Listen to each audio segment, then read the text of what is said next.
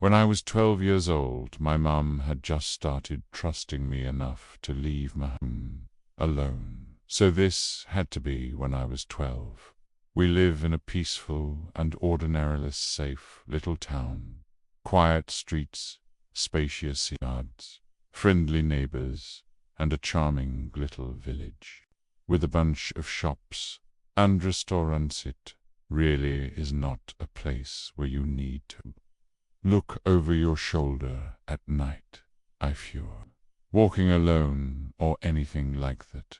It just feels safe, which is part of the reason my parents trusted me home alone at such a young age. I still live with my parents today in the same houses night in question. It was a weekend. Me parents were leaving me home alone for the night when we were really little. Me grandparents would watch my older sister and I. But since my sister wasn't them, for whatever reason, and since I wasn't of old enough to be left alone at that age, my parents decided to just trust me. By myself, my parents had us young, so they've always been a bit more active in the sense that they'd often travel or go out on the weekends with their friends. They left me some money for pizza for dinner. It was the ideal night for a 12 or 13-year-old house to myself video games all night and pizza for dinner. I used to be obsessed with James Bond video games when I was a kid, so I was playing some game called Night Fire for like my third playthrough, my PS2. After I finished the Gamma game, I decided to order the pizza. There was a pizza place right by our house called Johnny's. It's been closed for years now, but it was one of my family's go-to pizzas. I ordered a regular pie at the age of 12. I could easily eat 3 slices by myself. My mum told me to wrap leftover slices in tinfoil and put them in the fridge. I switched out discs for another video game in the meantime while I waited for the pizza, and when the doorbell finally rang, I hurried downstairs with a $20 bill my parents left me. My mum told me to tip $4. The pizza place was like 3 blocks away, so honestly, it wasn't a bad types, especially for the time. The delivery driver was some 30-some-year-old looking guy, though he looked a little rough, like had a really long and gross beard. He also wore glasses and was wearing a black trucker's hat. I gave him the 20 and asked for the specific orange. As he handed me the box and counted the change, he looked up at me and then looked past me into the house and said, "You alone here?" I knew it was an odd, creepy question, and my parents taught me well about being wary of strangers. I said, "My parents are on their way home." A stupid answer. In retrospect, it could have just said no, but I knew he was asking. Because first of all, there were no cars in the driveway, and the fact that a kid was accepting the pizza at the door instead of an adult. After handed me the change, I closed the door. I ate in the kitchen, probably had 3 slices, and then wrapped up the rest of them and put them in the fridge. Went back upstairs and played my other James Bond PS2 game, Agent Under Fire. I like this one less than night, but it was still good. Hours go by of me playing. It was probably 11 o'clock when the doorbell rang. Naturally, thinking it was my parents, I rushed downstairs to the door. "Mom, Dad." An unfamiliar voice on the other side said, "Hey, I need help." They said they need to use a phone. I said, "Who is this?" And he repeated that he just needs to use a phone. I didn't want to peek through the window because, quite honestly, I was scared. I decided to go upstairs and ignore it. I knew from common sense alone that opening that door would be a horrible, horrible idea. I was walking up the stairs, which are directly in front of the front door, when the man outside banged on the door, and I heard him say, "Wait, please, I need help." What that meant was that he saw me. He was watching through the glass. At the top of the door, I turned around, and though it was dark on the front porch, he could still see the outline of the man shed.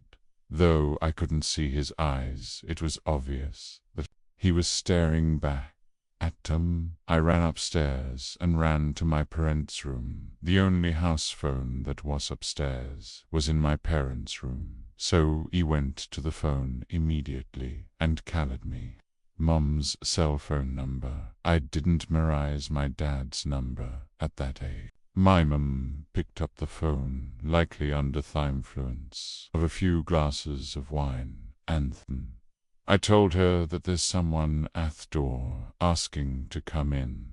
This comment likely sobered her up instantly, as I remember her tone shifted dramatically and she sounded much louder and more concerned. She asked me a few questions. Firstly, if I had answered the man or at all made him aware that I was home, and he told the truth and said yes. I asked what was my mum's tongue grew more and more concerned. She asked me if, for any reason, someone knew I was there by myself, and I immediately thought of the pizza guy. I told her that the pizza guy asked if I were here alone, and around this time the doorbell rang 2 more times. I told my mum in a panic expressing that the guy would not leave me. Mum told me to stay put in their room and keep the bedroom door locked. She said they were calling the police. My mum kept me on the line with her on her phone while they called the police.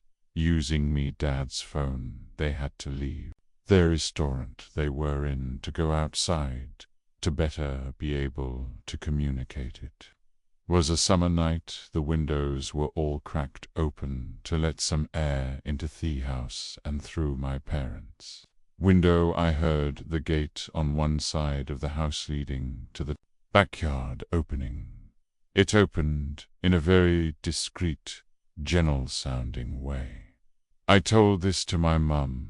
Anja kept telling me to just stay quiet, stay in their room, and keep the lights off. I said quietly into the phone, "What if he tries getting in through the den window?" My mum would tell me to just stop talking and wait for the police. She would continue talking into the phone, feeding me updates from the police and the ETA, reminding me also to not talk. He was starting to calm down just a bit when I heard the unmistakable sound or footsteps, danced footsteps of someone inside the house wandering around. I whispered this in a panic to my mum, and I heard her scream something, and to the other phone to the police, probably something along the lines of "the man is inside the house, hurry up." My mum told me to hide under the bed and wait there for my 12-year-old self. It was the most horrific, unreal moment of my life. The only thing keeping me feeling relatively protected was the tiny little lock on my parents' bedroom door. I heard footsteps up the stairs. The stairs are by me, sister and I's bedroom. Down the hall, me parents' bedroom is further down. The footsteps faded for a few moments, I'm assuming. As the intruder went into our bedrooms, searching, my mum told me the police would force their way in and to not move until they were inside. I heard footsteps in the hallway coming down this way until they got to the bedroom door, and then they tried pressing down the doorknob, only to find it locked. They tried a few times, as if that would magically unlock the door. Then there was a light knocking on the door, but the person on the other side didn't speak a word. They tried the doorknob more time before I heard the footsteps walk back down the hallway, then down the stairs, and they faded away deeper into the house. I did my best not to burst out into tears the entire time. I didn't even whisper anything into the phone because I was too scared to make the slightest sound. My mum finally told the police were there, but to still stay put. I was expecting to hear them kick down the door, but instead I just rather suddenly heard multiple heavy footsteps and a man shouting my name, identifying himself as a police officer. Heard them coming up the stairs, and Mimum gave me permission to answer them and unlock the door. There were two officers upstairs when I opened the door, and then two more downstairs.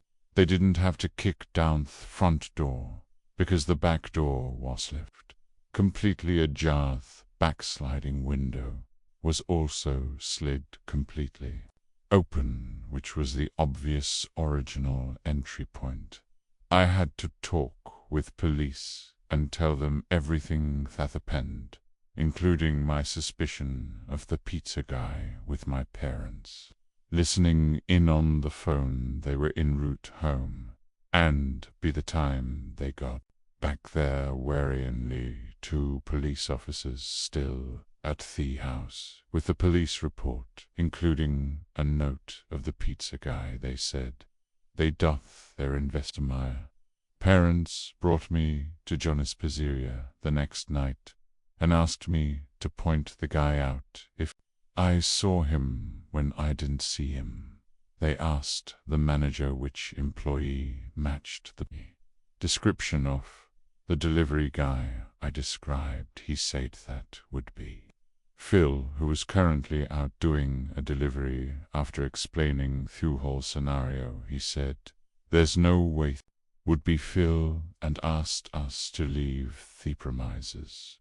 Long story short, my parents made a big scene in the pizzeria, and they said they would never give them our business. Agano went to the car and waited in the parking lot. We waited for almost an hour. When he never showed up, we left. My parents thought it was because the manager called or texted the employer, which caused him not to show back up. Boutoir knows. My parents contacted a few lawyers, who ultimately didn't take the case, due to a lack of solid evidence stating it would be a waste of time. Basically, ultimately we never did go back to that pizzeria, and it wasn't for a long while after that that my parents felt safe leaving me home alone again, simply because of this incident. Ultimately, I do think it wastes pizza guy, or at least someoness associated with him, because who else would have known that I was home alone at night when I was a teenager. My parents and I moved from California to a secluded area in North Idaho. My parents had just retired, built their dream home deep in the back country. We had none of us in sight, just forest, endless dense forest that backed right up to national parkland and paper mill logging grounds. The house was massive, 2 stories, a gym, a full bar and pool room, and a legit movie theater set up in the basement. It felt like the kind of house people dream of, remote, quiet, perfect. Also, it seemed I was dating my high school girlfriend at the time.